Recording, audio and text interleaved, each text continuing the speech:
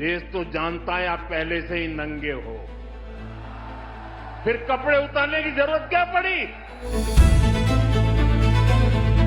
आप शर्म की बात करते हो।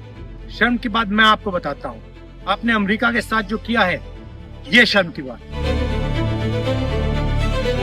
जब उनका ब्रेन मैपिंग होगा तो पता चलेगा क्या ये देशद्रोही हैं। राहुल गांधी अब राष्ट्र विरोधी ताकतों के प्रवक्ता बन गए हैं।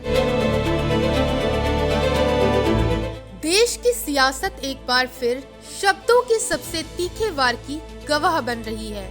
एआई इम्पैक्ट समिट में हुए शर्टलेस प्रोटेस्ट पर प्रधानमंत्री नरेंद्र मोदी ने जहां कांग्रेस को नंगी राजनीति करने वाला बताया, तो जवाब में नेता प्रतिपक्ष राहुल गांधी ने भी वीडियो जारी कर सीधा पलटवार कर दिया कि शर्म की बात मैं आपको बताता हूँ।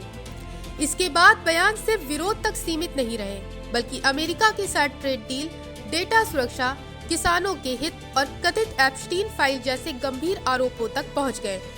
वहीं सत्ता और विपक्ष के बीच ये टकराव अब केवल एक प्रदर्शन का मुद्दा नहीं, बल्कि नैरेटिव की जंग बन चुका है, जहां सवाल ये है कि आखिर सच किसके साथ है और सियासी मर्यादा किसने तोड़ी। दरअसल मेरठ की सभा में पीएम मोदी ने कहा कि कांग्रेस ने एक वैश्विक आयोजन को अपनी गंदी और नंगी राजनीति का अखाड़ा बना दिया। साथियों, कांग्रेस ने भारत के एक वैश्विक आयोजन को अपनी गंदी और नंगी राजनीति का अखाड़ा बना दिया।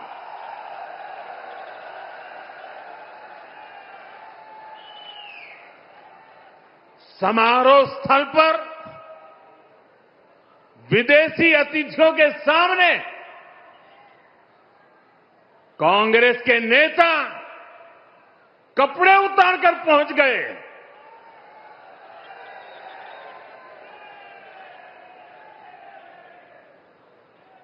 मैं कांग्रेस वालों को पूछता हूं,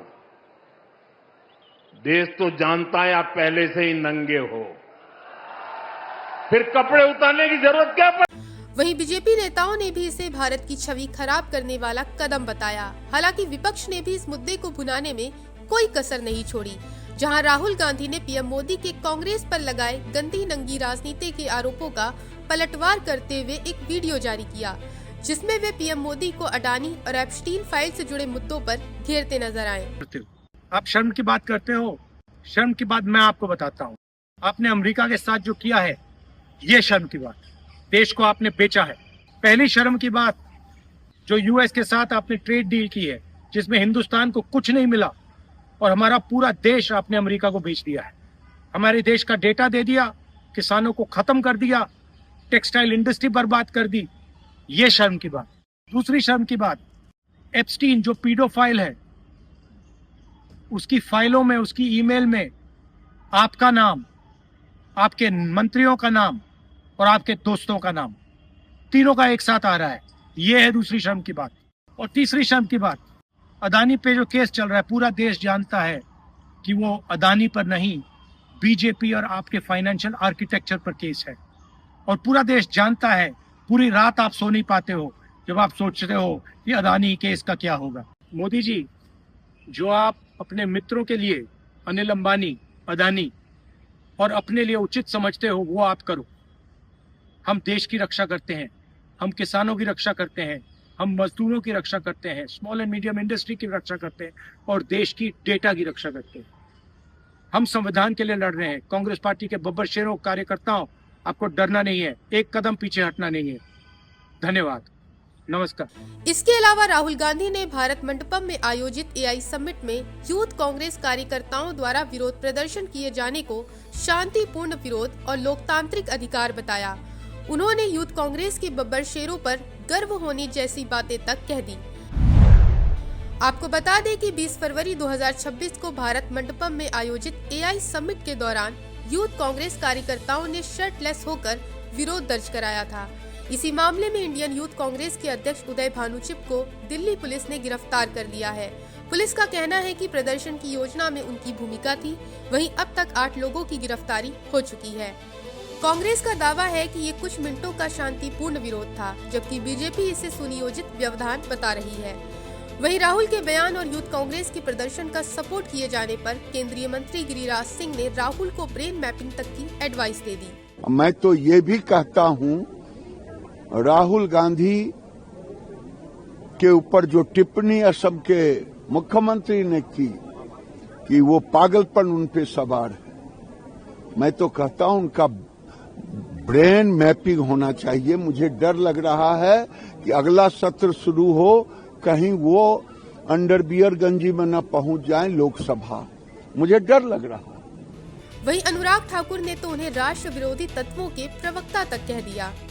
राहुल गांधी अब राष्ट्र विरोधी ताकतों के प्रवक्ता बन गए हैं, भारत विरोधी एजेंडा चलाते हैं, नकारात्मक राजनीति को बल देते हैं, अराजकता फैलाने का प्रयास करते हैं।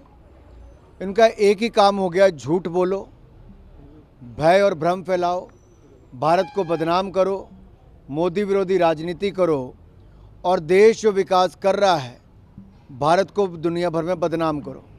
ऐसे में जहां एक तरफ कांग्रेस का तर्क है कि सरकार सवालों से बचने के लिए विरोध को मुद्दा बना रही है, तो वहीं दूसरी ओर बीजेपी का कहना है कि अंतर्राष्ट्रीय मंच पर इस तरह का प्रदर्शन गैर जिम्मेदाराना है।